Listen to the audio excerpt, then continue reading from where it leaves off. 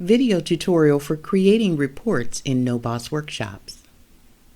In NOBOSS, you can create the business plan summary, a company Bible, target market report, a progress report, and the Go Launch. NOBOSS was created on the Adobe Acrobat Pro platform. Although it can be read by any PDF system, creating your report may vary depending on the PDF reader that you are using. To create a report in Adobe Acrobat Pro, you would need to export the fields from the workshops and import those fields into your report. To do this, on the bottom right-hand corner of your screen, select Prepare Form.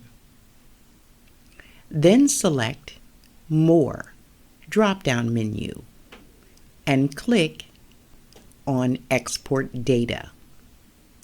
This will generate an Adobe file which you can name or accept the name that is automatically generated, .fdf.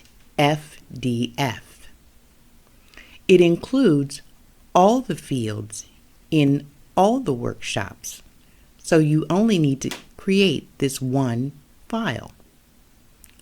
Now, open the report that you want to create. On the same More tab, select Import Data. Select the file that you've just created, and voila!